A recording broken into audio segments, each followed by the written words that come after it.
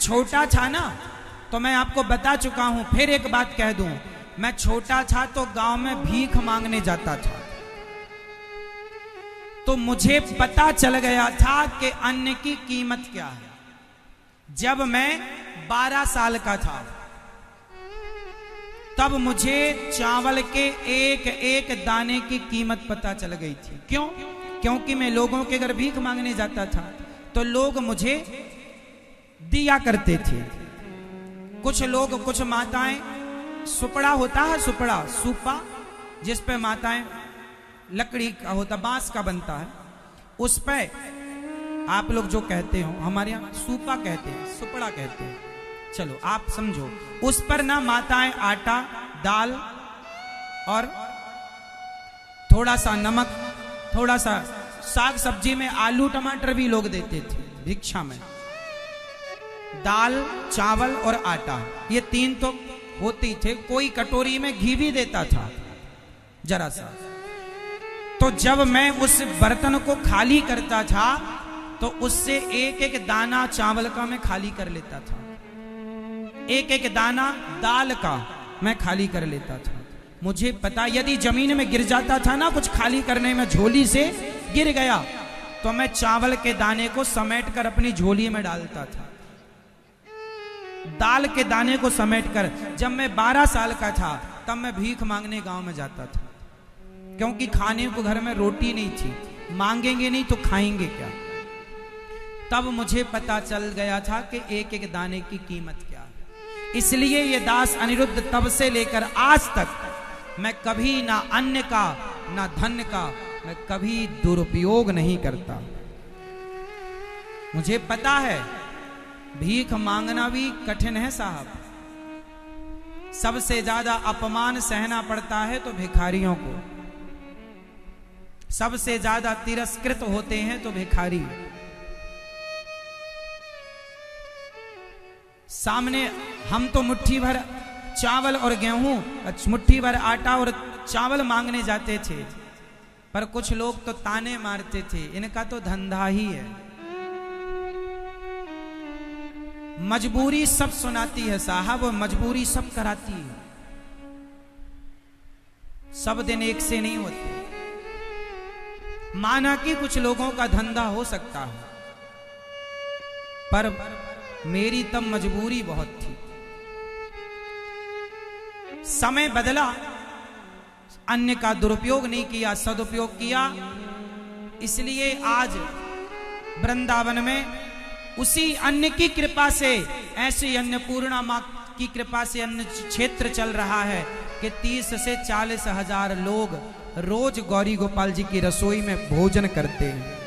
पूरे भारत देश की सबसे बड़ी रसोइयों में 5वें नंबर की रसोई है। आप लोग कभी आना और अपनी आंखों से देखकर तय करना कि ये 5वें नंबर की कहेंगे आप या पहले नंबर की कहेंगे, वो आप तय करिएगा।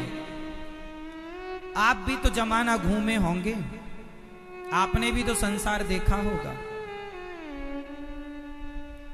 और अब आप आकर के अपनी आंखों से देखिए। इसलिए थोड़ा बच्चों को ये जरूर बताओ कि बेटा 10 रुपए की कीमत क्या है।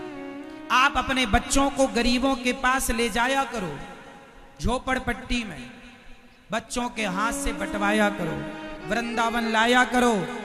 और संत लोग आते हैं, जरूरत आज भी वृंदावन में अन्न क्षेत्र जब बढ़ता है तो वहां का जितना संत समाज, संत लोग हैं और जो जरूरतमंद हैं, जो फुटपाथ पर रहते हैं, कोई रिक्शा चलाता है, कोई मजदूरी करता, वो सब लोग आते हैं और रोटी लेने के लिए लाइन पर खड़े होते हैं। कभी आप देखेंगे तो आपको लगेगा कि भगवान ने आपको कम से कम रोटी के लिए लाइन पर तो नहीं लगना पड़ता। ईश्वर ने इतना दिया है आपको, पर आपके पास है तो उनको दीजिए जो लाइन पर खड़े हैं, और सदुपयोग कीजिए अपने धन का। बच्चों को काबिल बनाओ। बेटी और बेटा जो आज प्रेम कर लेते हैं मेरी बहनों, सही नहीं है। और एक बात और मैं क्लियर बता दूं, खासकर लड़कियों से बताऊं, बहनों से, कि कोई लड़का आपसे कहे कि मैं आपसे प्यार करता हूं, आपको आई लव यू भी लिखकर भेजे तो आप उसके झूठे आई लव यू पर मत जाना, क्योंकि मेरी बहनों कोई भी लड़का आपसे प्यार करता ही नहीं है, केवल आपके शरीर से प्यार करता है। शरीर की हवस पूरी करके तुम्हें वैसे छोड़कर चला जाएगा जैसे आप च्युइंगम को चबाकर अंत में थूक देते हैं, ऐसे ये दुनिया तुम्हें थूक कर चली जाएगी। इसलिए चरित्र है तो सब है। यदि आप चरित्रवान हैं तो आपसे कोई आंख नहीं मिला सकता, और यदि आपका चरित्र खत्म हो गया तो आप किसी से आंखें नहीं मिला सकते। ये ताकत है चरित्र की। आप आंखें मिलाकर बात तब कर सकते हैं जब आप पैसे वाले हैं, महत्व नहीं रखता। पैसे तो वैश्या के पास भी होते हैं, पैसा महत्व नहीं रखता। अपने बेटों को पैसे वाला बाद में बनाइए, चरित्रवान पहले बनाइए।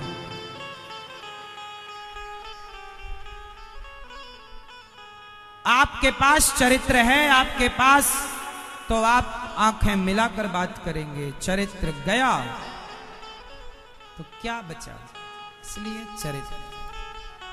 कोई लड़का आपसे प्यार, झूठे प्यार के चक्कर में पड़ो ही मत। आजकल के जमाने में क्या होता है, किसी लड़की और किसी लड़के की आजकल दोस्ती कहां होती है पता है?